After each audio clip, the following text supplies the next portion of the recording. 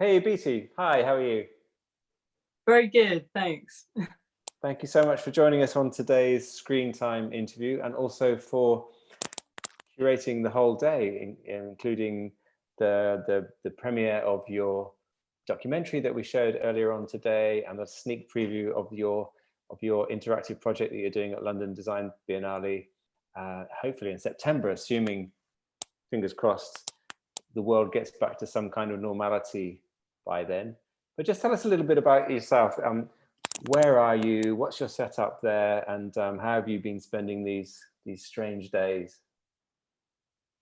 Yeah, so I am based in LA, originally from London, but I've been out here for a couple of years, and I, really have, I don't know, just been finding it to be a sort of time of just celebrating a lot of the things we kind of often overlook, in our busyness, and that can be as simple as writing, or I've been writing a lot of letters and postcards, also because the Wi-Fi here is abysmal. So, just finding it a reason to sort of think about how much we can be grateful for and how much we can take for granted. So yeah, over here, I have a setup where I can record and stuff like that. So I've been really recording a lot of new tracks and just, yeah, sort of thinking about, what might come out of this from a creative perspective as well. With the environmental protest piece from Green to Red, which, we've been highlighting today, and which, yeah, fingers crossed will be at the London Design Biennale. That was scheduled to be at South by and the Wall Street Journal Festival and Cannes Lion, and obviously all of those cancelled. But I think one silver lining at this time is that the earth is getting a chance to breathe. So actually the environmental impact of what's been going on, not to in any way sort of avoid or not acknowledge the huge impact to a lot of people, but the environmental impact has been pretty incredible. And you're a singer-songwriter, but also you've kind of got at least one foot in the design world. We met, in fact, at the BBC. Do you want to tell the story of how we met? About 18 months ago, something like that, wasn't it? No, September 2018. Yeah. So it was about a week before this exhibition, a solo exhibition I was doing at the Victoria and Albert Museum of my album designs. And I had serious vertigo, like the worst vertigo.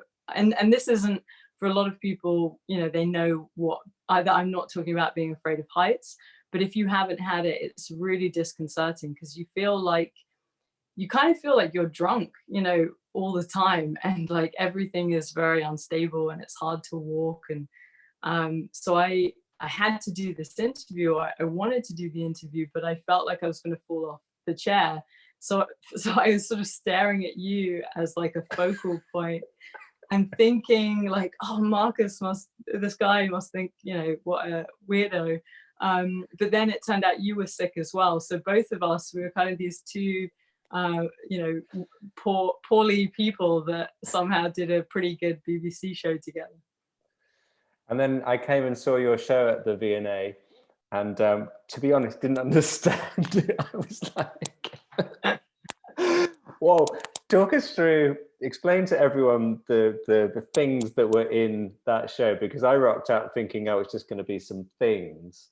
And it was like, oh, this is when I projected my my album into space, and then I recorded this one in the world's quietest room, and this is and I was like, it's a little bit more complex than the kind of design exhibitions I'm used to seeing. Talk us through your work and some of the, I mean, basically what you do, you use music, and then you come up with kind of ways of making that music more tangible than just a kind of digital soup, I guess is one way of putting it. And then so all of these techniques and these design interventions and so on and so forth. Well, you explain it in your own words, but you come up with new ways of presenting music that take it beyond just being a stream of data, right? Yeah, I like that you admit that you didn't understand it, because, you know, honestly, that was also why the Barbican ended up commissioning a documentary about my work, because for me, it's Explain so, it. yeah, well, exactly. For me, you know, it's so obvious because it's something I've been thinking about since I was a kid. And I discovered, you know, my parents' record collection when I was about 7 or 8. And at that point, I'd started writing songs already. Like, I was in love with songwriting as this medium that combined storytelling and music. And then adding on to that, the tangibility of records and the fact you could open them up and they were these musical books. And there was a ceremony to that. And, you know, that's how I spent so many of my early years, just entering into the worlds of these records and imagining what my album would look like, what it would feel like, what kind of world I could create. So then by the time I grew up and the first record was going to come out, obviously it was a very different era with the digital replacing the physical. And I felt like we hadn't really thought about how to connect the two worlds or combine the best of the old and the best of the new. So that's really what my work became sort of centered around, reimagining the vinyl experience, but for today. So the V&A exhibition was a sort of retrospective, which is insane. You know, I feel incredibly like honored to have been able to do that, of these album designs that I'd, you know, done starting from 2012, which was a theater for the palm of the hand. It was a way of turning a phone, which I realized, okay, everyone's now on their phone to listen to music, sort of beginning of iTunes. Well, what if the phone became a magic box and people could watch this record in this kind of 80s viewfinder type way? So that was 2012. Then for the second record, it, you know, loving album jackets so much, it was literally a reimagining of the album jacket as this, you know, woven jacket that was cut by the tailor who dressed Bowie, Hendrix, Jagger out of fabric woven with my music, recorded in the room where McCartney wrote Eleanor Rigby, Hendrix wrote The Wind Cries Mary. And that was really about looking at music as art, as this sort of tangible record jacket art piece. And then on the flip side, I created a deck of cards which looked like a cassette tape. You opened it up, you had a card for each track of the album, lyrics, liner notes, tap that to your phone via a, you know, invisible chip that would instantly bring up all the content. And that was dynamic, so that was being updated all the time. And then, you know, by the time it was the third record, we'd moved into streaming. So I was thinking, well, this is streaming on the one hand, which is even more removed from the experience that I loved. What could the anti-stream look like? And I just happened to be at Bell Labs, you know, the place where they invented the transistor and all these incredible inventions, the telephone, many inventions, and ended up going into the world's quietest room with this engineer, this space where Helen Keller experienced silence for the first time, and where they discovered, you know, rogue frequencies, psychoacoustics. And as I was thinking about this anti-stream, this anti-echo chamber seemed like the perfect place because it was a room of absolute ceremony and listening. And instead of freaking out like a lot of people would in there because you can hear the blood rushing through your veins, I found it a profoundly peaceful experience. And I loved hearing music without all of that, you know, audio enhancements and all the stuff we've now added onto it, which is sort of maybe the unnecessary side of technology. So yeah, then for my third record, I created this anti-stream from that chamber as the world's first live 360 experience, which was a, you know, record playing on repeat 24 hours for a week. People could log in, explore that space, hear the music in that pure focused way, couldn't shuffle, you know, or interfere, but then using live animations, the lyrics would be streaming out of the record and sort of transforming the chamber into the visual landscape of each song. And that was happening in real time. That was, you know, a couple of years ago. And then, and these are long, you know, like every one of these stories is a long story. But so I'm sort of, you know, doing the best job I can to be quick. But then that ended up leading me to meet the scientist who won the Nobel Prize for proving the validity of the Big Bang Theory, and he and I did a space broadcast of that record through the horn antenna that picked up cosmic microwave radiation. So we get the cosmic radiation, and the universe gets your music. Yeah. And yeah. how writing music for you, is that something that comes really quickly and naturally to you? So does it take you like a few minutes to write a song, and then maybe several months to come up with the concept that will live with that track, or are they both quite quick processes for you? So with the songwriting, you know, honestly, it can happen anyway. You can hear a melody or have some, lyrics or a poem, and then you sort of build it from there. One thing that happens with me a lot is songs will come all together.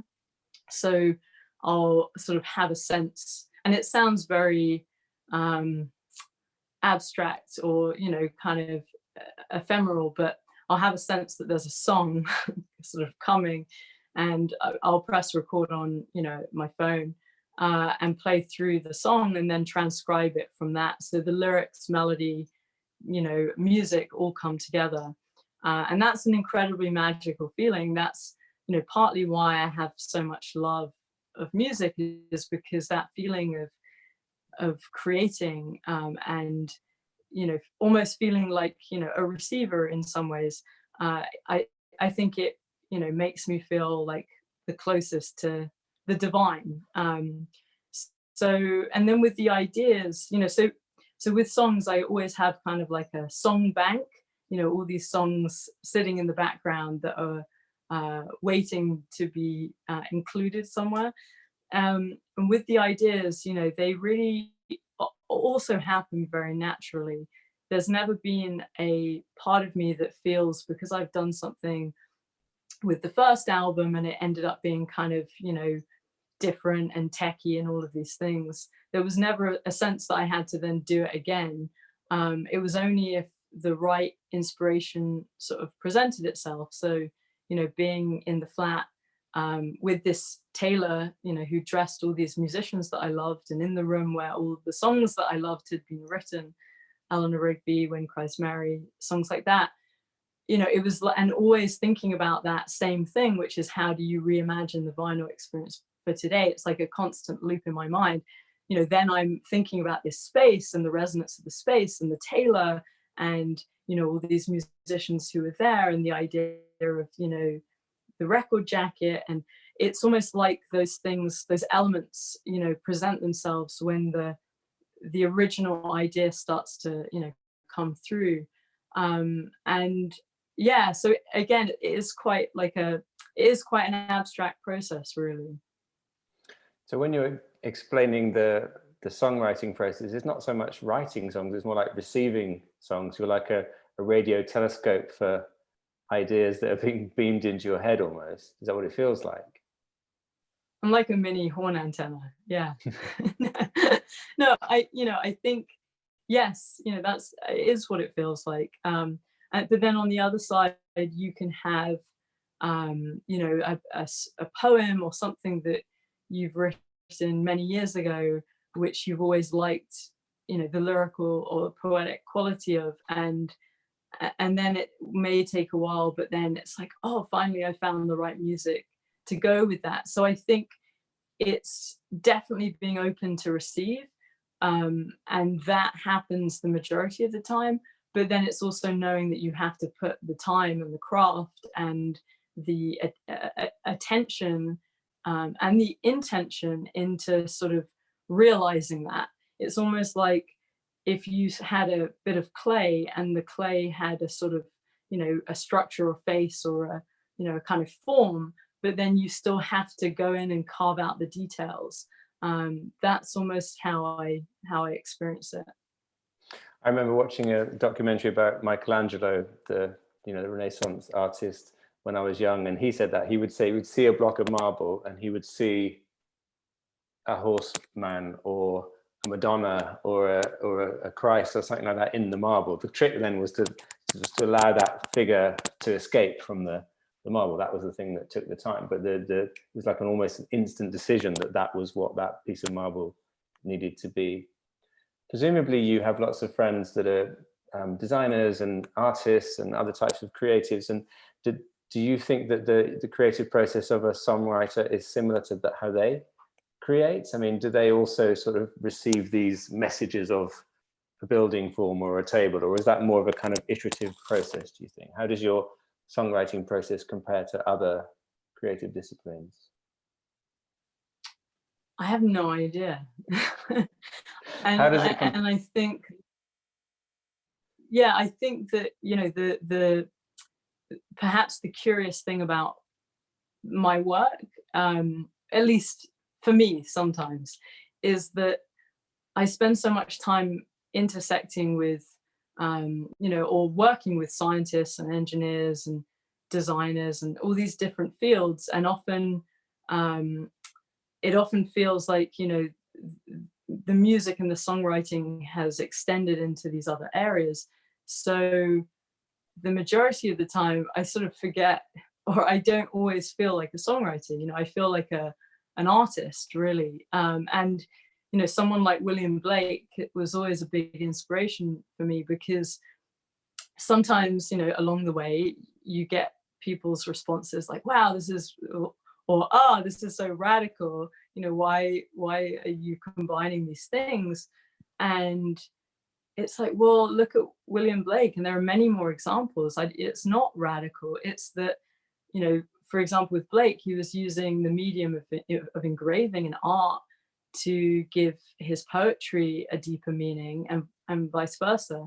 And so I think that whole idea of multimedia and what you get out of these multimedia experiences, particularly at a time when music has lost so much of its ceremony, storytelling, tangibility, and when it's essentially just floating around as background noise along with everything else, you know, calendar alerts, notifications, all these things that are hitting us at the same frequency, and music and art have kind of got lost in that, you know, background chatter, and we've kind of forgotten why they're so much more than that. So I think that, you know, actually there's so much more similarity between all the disciplines than there are differences, in the same way that I think there's so much more similarity between us all as human beings than there are differences. So I'm just always looking at, I guess, the commonality and not having any limits, you know, not seeing it as like, oh, well, you know, it has to be, you know, defined by these parameters. And you mentioned three words there: tangibility, ceremony, and storytelling. And those are the three themes of the essay that you wrote that we published earlier. Explain what you mean by that a little bit more, and also explain how you've used music to, well, you've explored how music can help people achieve a better state of mind. You worked with people with Alzheimer's, for example, and also you refer to music being helpful in difficult situations, and the world is in a difficult situation now. So how can music help people, and what do you mean by those three themes? So storytelling, tangibility, ceremony, they have always been three words for me when identifying what was important in the physical listening music experience, you know, so records, tapes, CDs, you know, when pre-digital, there were three factors that were very present in the music experience: tangibility, the art form, you know, a physical record, or also a physical space, you know, so it can be an art form, or it can be something that grounds us in our, you know, in our present reality via a physical touch point. Ceremony, you know, the space within and around an experience that allows us to be present, which also then allows the music to imprint. And it doesn't have to be music, it could be anything, you know, again. And the last, and storytelling, you know, the ability for the artist or creator to tell a story through their work that captures our imagination, and can transport us. And those three things, you know, again, when I was devouring my parents' record collection, you know, just reading these like musical books. Those three factors were very much part of that experience, and I think they're why the music was able to imprint in a fashion where it became part of who I was, and it, you know, it changed me. It became something I carried forward. So, you know, I can always remember, or I will always be able to remember, where I was in the room, what I was wearing, what I felt like when I first heard Abbey Road when I was 7 or 8. And I think that because those three things have been removed, a lot, you know, in the majority of cases in the present day listening experience with music, but also with art, nothing's imprinting. And imprinting is, I think, paramount, because, you know, when I did the work with music and dementia and looking at the impact of music neurologically, music imprints on the brain deeper than any other human experience. So we're actually a musical species more than anything else. And I did a power of music and dementia study. You know, you see the incredible impact that music has. And I think when we think about music and art as just entertainment, we devalue it, because actually it runs so much deeper. But we also need to set up the experience to allow it to become something that we can receive. And I think, you know, storytelling, tangibility, and ceremony are three key components that allows us to receive it. I very strongly remember the smell of my parents' album collection. They didn't have very many albums, to be honest.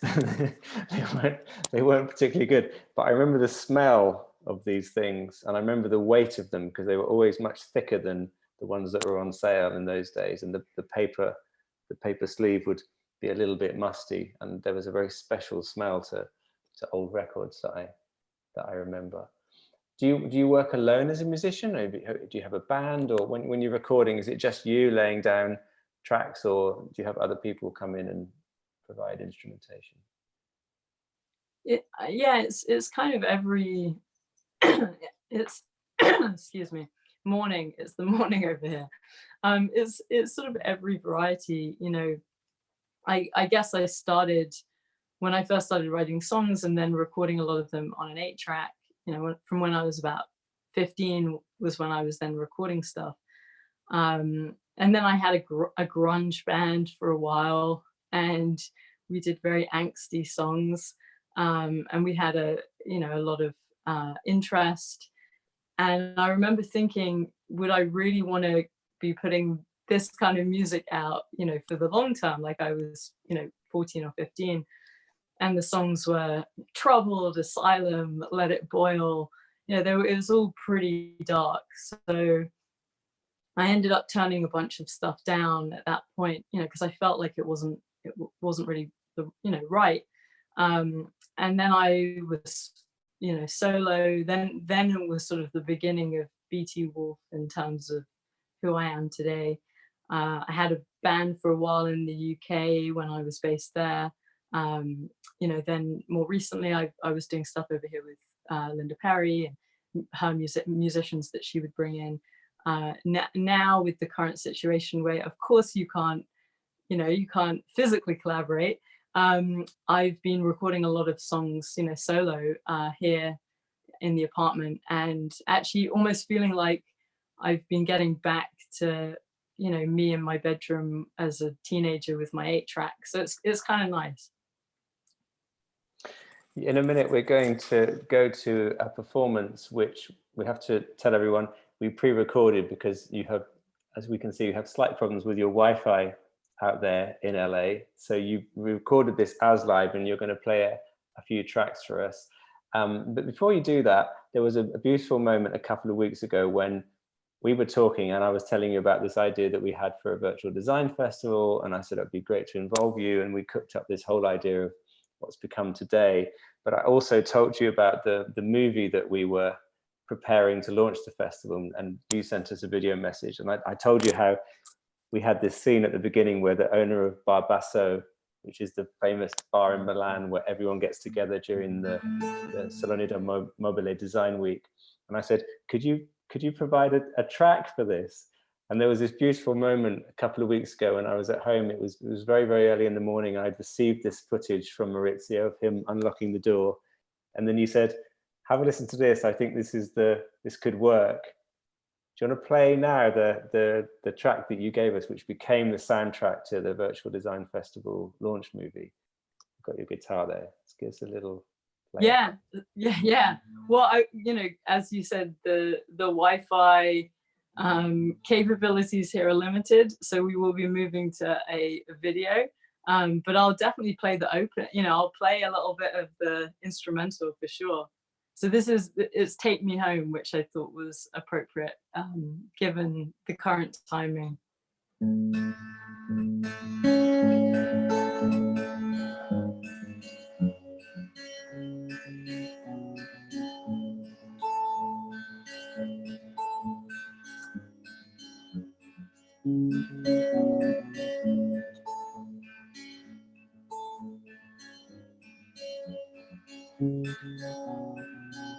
And it just goes on.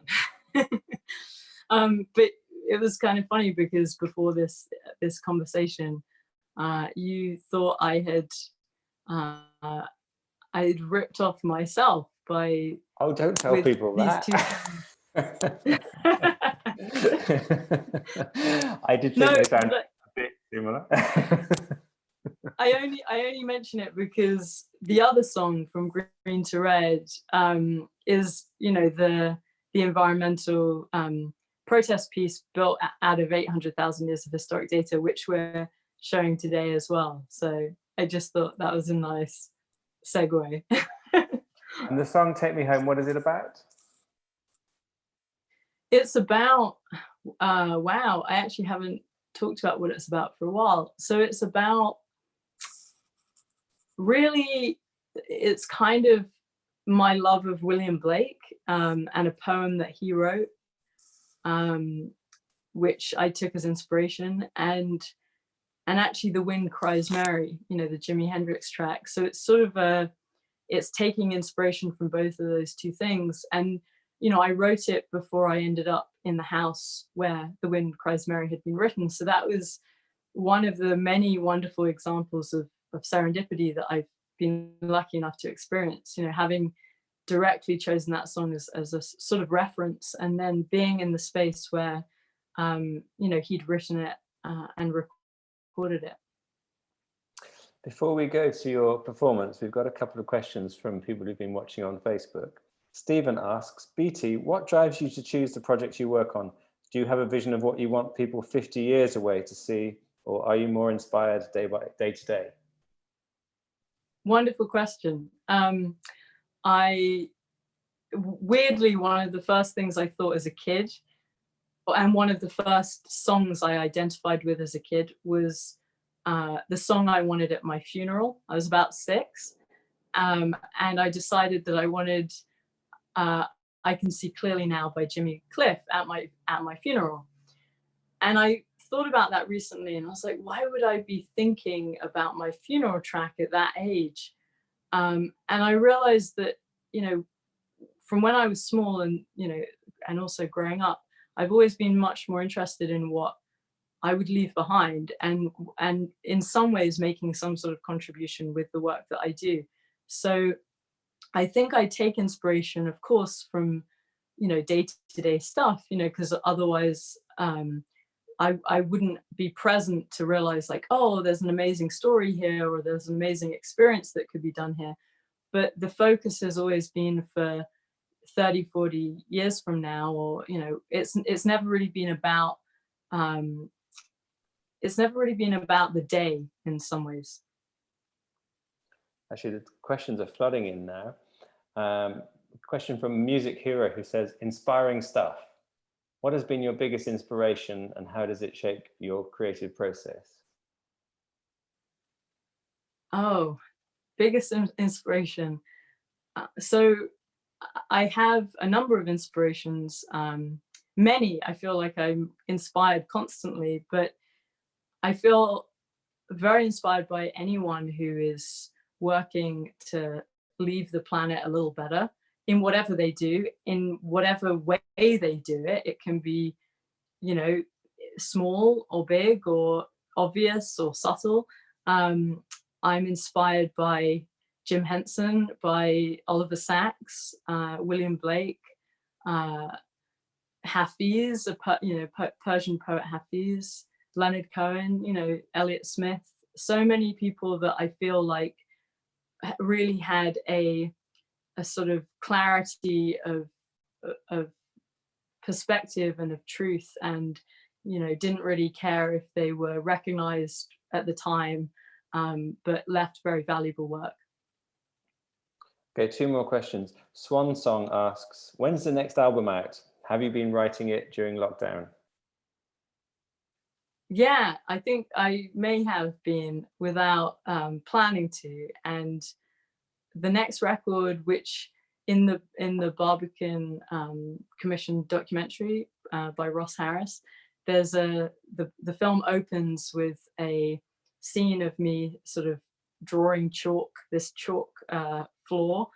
And that's actually the idea for the next record, is presenting an album as a secret communication system using code pioneered by Hedy Lamarr in World War II. And that's going to be at a major art museum in the next couple of years. So the record will be out before then, but the music has been happening during the lockdown for sure. And final question, and this one came in right at the beginning of the interview actually. Michael asks, are you religious?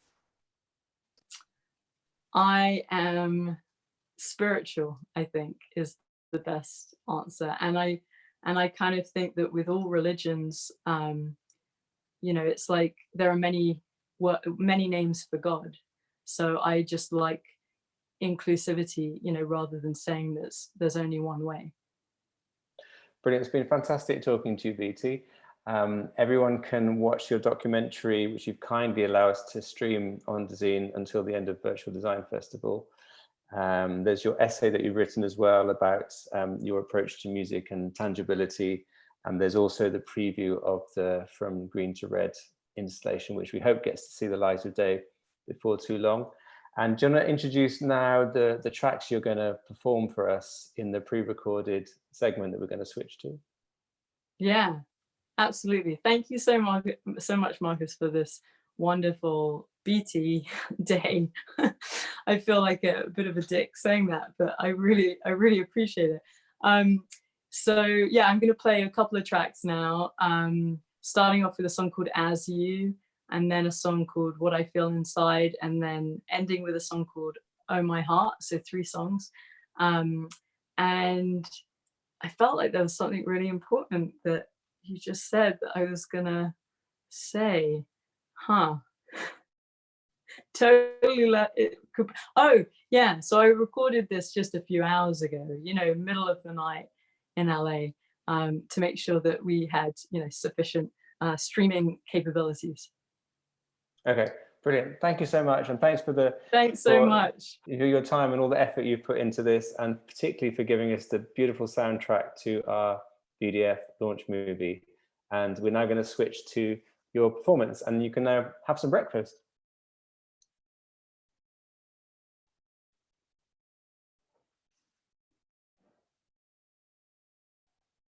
Hey, I'm Beatie Wolfe, and this song is called As You.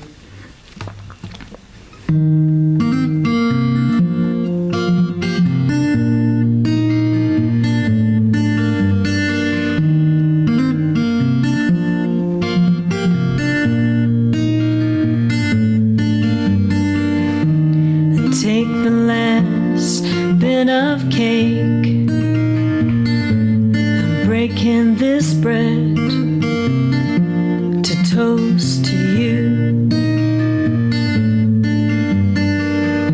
The summer behind, I fell back to this shabby earth,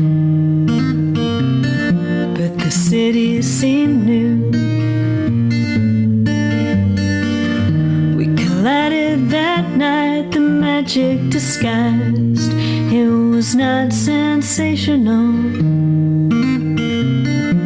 but that's how it grew.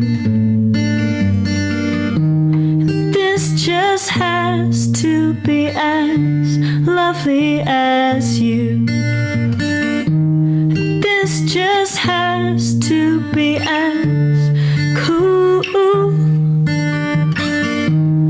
This just has to be as awesome as you. And this just has to be as cool.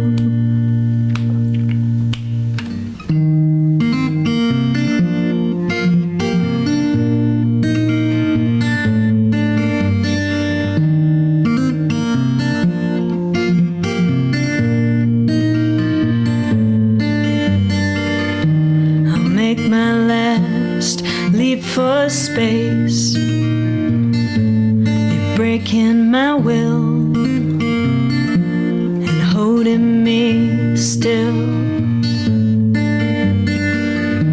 At 7 a.m. the thump of the club still beating in the street. The siren call and white noise, chaos around, surrounded by sound, could not silence the question you asked of me. As I kiss your face and said, oh, this just has to be as lovely as you. And this just has to be as cool. This just has to be as awesome as you. And this just has to be as cool. Well, this just has to be as cool.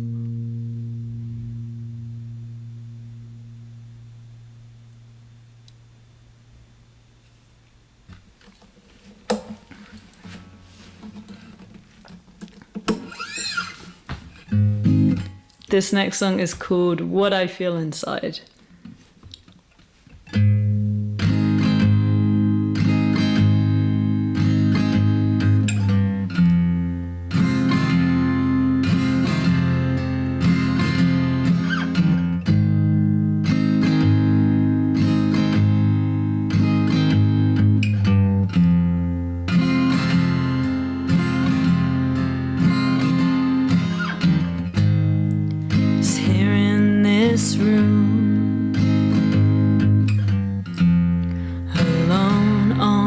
Chair,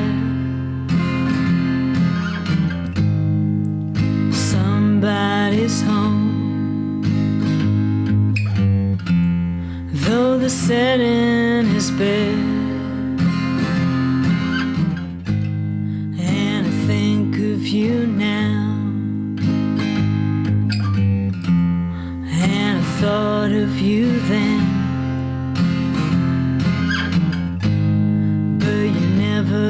Did know.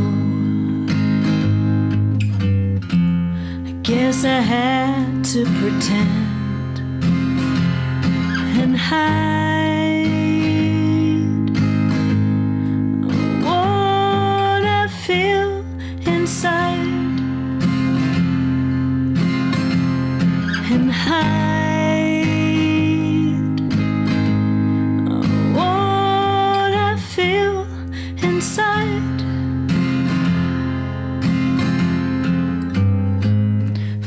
Sleep just for dreaming of you holding me,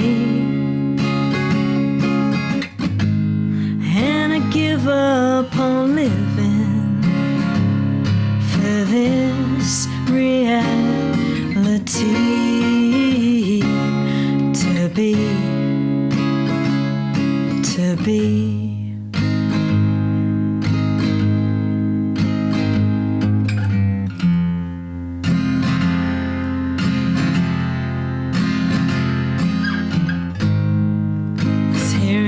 This room,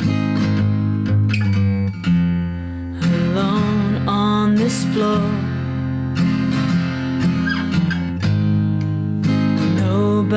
always home. And it's just like before. And I think of you now as my lips start to dry. And I wish you were here. I swear I wouldn't try to hide what I feel inside. To hide what I feel inside. Fall asleep just for living of you holding me. And I give up on living for this reality to be.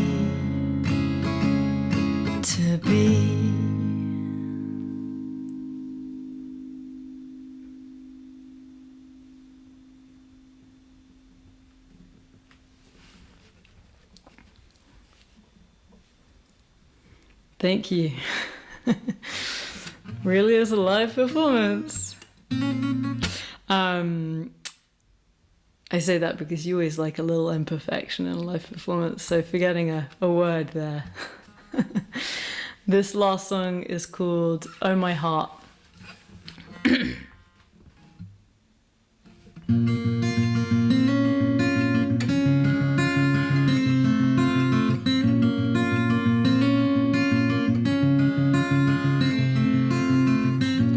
Oh my heart, there's a sickness in this world, keeps on spreading through the land and sea. And though I know there's something in this world we must be learning, it's almost killing me.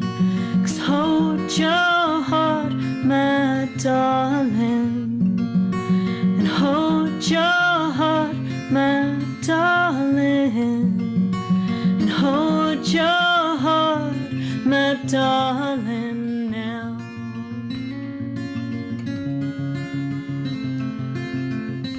So my heart, there's a hatred in this world, keeps on growing through the lies we.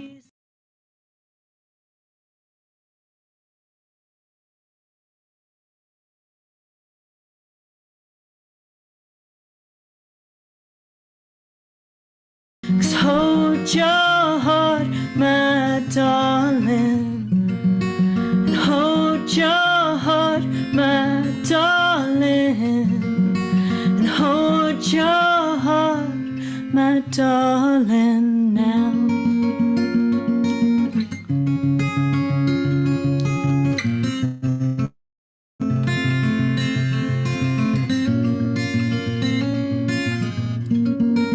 If the shadow falls forever, I will rest with you.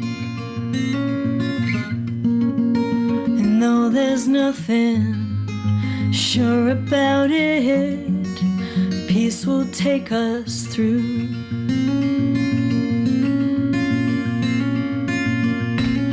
Ragged heart, this ragged world needs your love more than ever.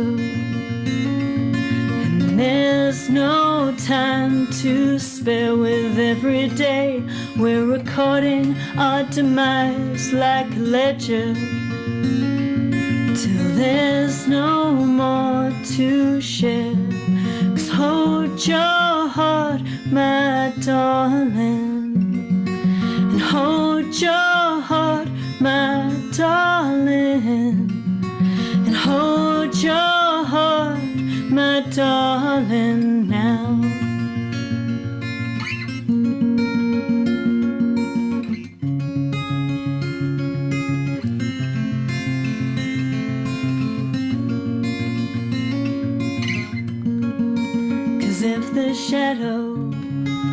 falls forever, oh, I will rest with you. And though there's nothing sure about it, peace will take us through. 'Cause if the shadow falls forever, oh, I will rest with you. And though there's nothing sure about it, peace will take us through.